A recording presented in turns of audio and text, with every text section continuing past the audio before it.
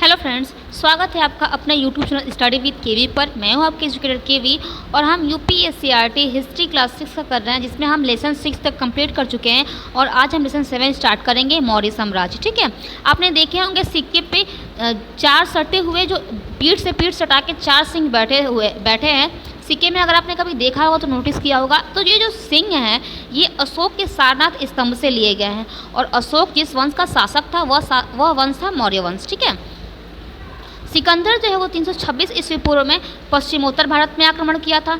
इस समय यहाँ जो नंदवंश के शासक घनंद का शासन था वह बहुत ही क्रूर शासक था। ठीक है, चंद्रगुप्त नामक व्यक्ति उनकी सेना में नौकरी करता था और चंद्रगुप्त ने क्या किया, उनके दुर्व्यवहार से उबकर राजा के खिलाफ विद्रोह कर दिया। इस विद्रोह के कारण जो है वो चंद्रगुप्त को मृत्युदंड दिया गया, लेकिन चंद्रगुप्त क्या किया, इससे बचकर मगध से भाग निकला। उसने नंद वंश के विनाश के लिए मन में ठान लिया था कि मतलब कि यहाँ पे इनका विनाश करूँगा। चंद्रगुप्त और चाणक्य, तो क्या था, इसी समय जो है वो चंद्रगुप्त की भेंट जो है वो चाणक्य कौटिल्य से हुई थी, जिसकी मदद से उन्होंने क्या किया, चंद्रगुप्त ने मगध पर आक्रमण कर दिया तथा जो नंद राजवंश था उसका तख्ता क्या हुआ, पलट गया और 322 ईस्वी पूर्व में मौर्य साम्राज्य की स्थापना की गई। यूनानी सेनापति सेल्यूकस ने 305 ईस्वी पूर्व में पश्चिमोत्तर भारत पर आक्रमण किया, जिसे चंद्रगुप्त ने क्या किया, परास्त कर दिया था। सेल्यूकस को चंद्रगुप्त से एक संधि करनी पड़ी थी और संधि क्या थी, जिससे चंद्रगुप्त को हिंदू कुश पर्वत तक के प्रांत उपहार में मिले थे। सेल्यूकस ने मेगास्थनीज नामक राजदूत चंद्रगुप्त के दरबार में भेजा। इस प्रकार चंद्रगुप्त ने भारत में पहली बार एक केंद्रीय शासन के अंतर्गत विशाल साम्राज्य स्थापित कर लिया। यहाँ पे क्या है, मौर्य प्रशासन।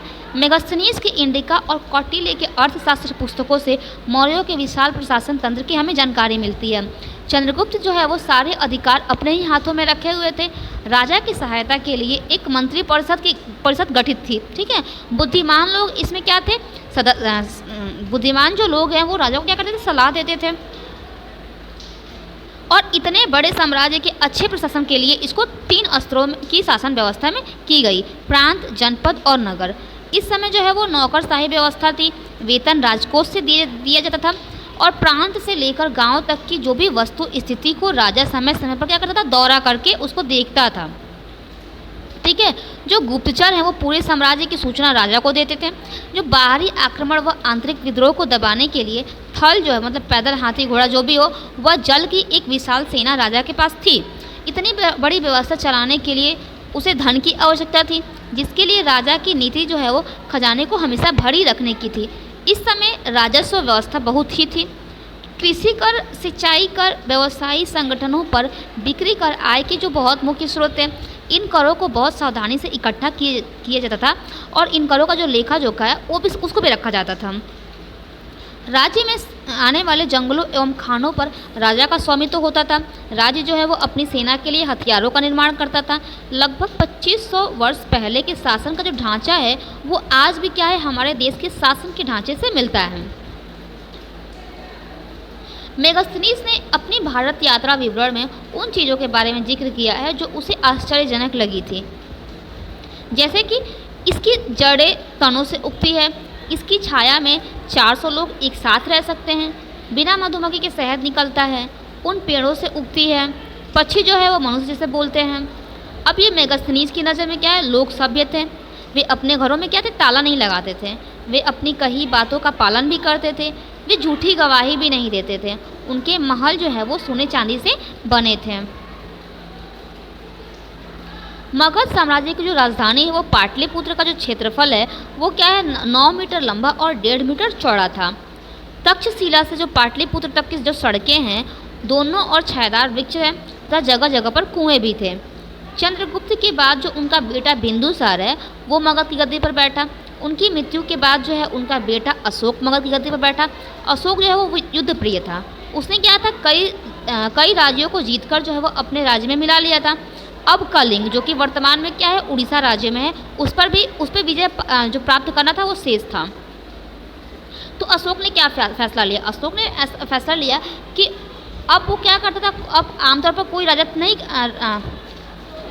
जो आमतौर पर कोई राजा नहीं करता, उसने क्या किया, अशोक ने क्या किया, कलिंग को युद्ध में हराने के बाद उसने तय किया कि वह भविष्य में अब कभी युद्ध ही नहीं लड़ेगा।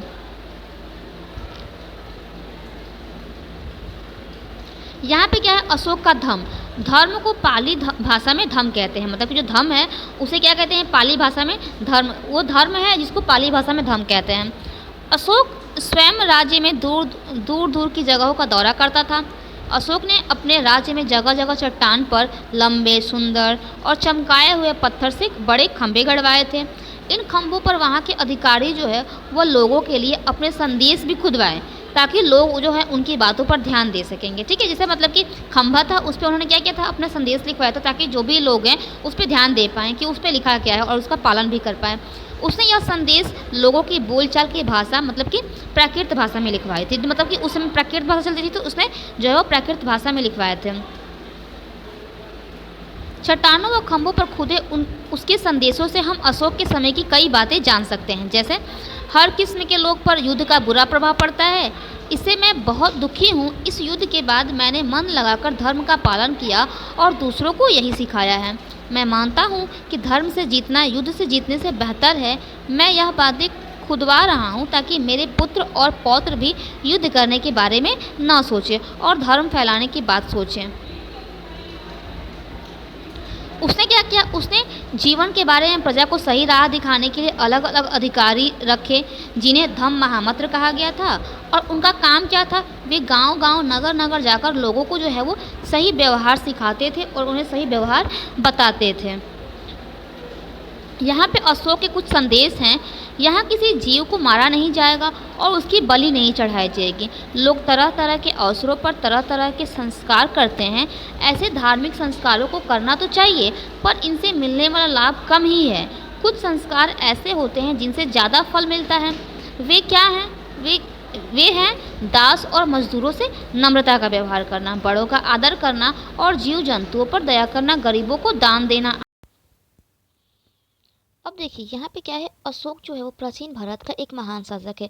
अब अशोक को इसलिए महान नहीं कहा जाता है क्योंकि उसने प्राचीन भारत के सबसे बड़े साम्राज्य पर शासन किया था, बल्कि उसे विश्व को शांति, अहिंसा का संदेश देने एवं उनकी जन कल्याण की भावना के कारण जो है वो अशोक को महान कहा गया है।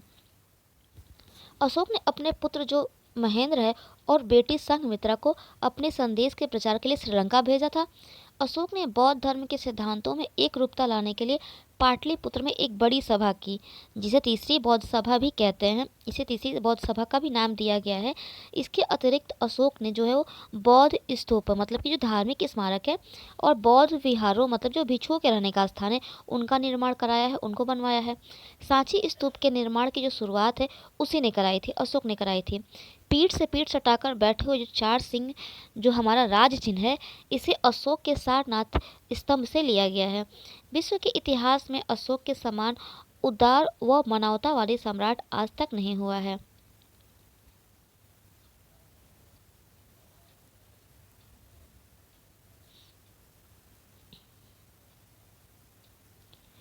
अब मौर्य साम्राज्य का पतन हुआ कैसे?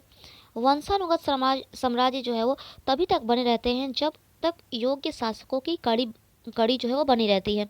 अशोक के जो दुर्बल अधिकारी के कारण जो है वो दूरस्थ प्रांत स्वतंत्र होने लगे थे और देश में विदेशी आक्रमण भी होने लगे थे।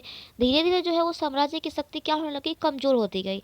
पुष्यमित्र शुंग जो मौर्य साम्राज्य में सेनापति था, उसने क्या किया, मौर्य साम्राज्य पर कब्जा कर लिया। इस प्रकार जो है वो मौर्य साम्राज्य का पतन हो गया। नेक्स्ट आपका पॉइंट है संगम साहित्य। अब इसमें क्या है, मौर्य साम्राज्य के जो समकालीन सुदूर दक्षिण में 3 राज्य चोल जो है वो कौन कौन से हैं? कारोमंडल तट है, चेर है एवं पांड्य जो दक्षिण छोर थे। इन राज्यों के इतिहास की जो जानकारी तमिल भाषा के प्राचीनतम साहित्य संगम साहित्य में मिलती है, जो प्रथम शताब्दी में लिखा गया था। इससे इन राज्यों के जीवन एवं युद्धों का जो है वो पता चलता है हमें। यहाँ पे देखो मौर्य वंश जो है वो कितने वर्ष तक चला था, तो इसमें 4 स्टेज आपके हैं। चंद्रगुप्त मौर्य जो है वो 322 ईस्वी से 298 ईस्वी पूर्व तक चला। बिंदुसार जो है वो 298 ईस्वी से 273 ईस्वी पूर्व तक चला। अशोक का जो है वो 273 से 236 ईस्वी पूर्व तक चला। और वृहदरथ जो है वो उसका अंतिम शासक था मौर्य साम्राज्य का। ठीक है, यहाँ पे ये आपका लेसन 7 कंप्लीट हो चुका है और ये एक्सरसाइज है। नेक्स्ट वीडियो में हम नेक्स्ट चैप्टर स्टार्ट करेंगे जो कि आपका चैप्टर 8 होगा। अगर आपको मेरी वीडियो अच्छी लगी है तो आप इसे लाइक कीजिए, अपने दोस्तों के साथ आप इसे शेयर भी कर सकते हैं और मेरे चैनल को सब्सक्राइब कीजिए। अगर आपको ये वीडियो अच्छी नहीं लगती है तो आप इसे डिसलाइक कर दीजिए और कमेंट सेक्शन में मुझे बताइए कि आपको इस वीडियो में क्या अच्छा नहीं लगा है। मैं उसे इम्प्रूव करने की कोशिश करूँगी। Thank you.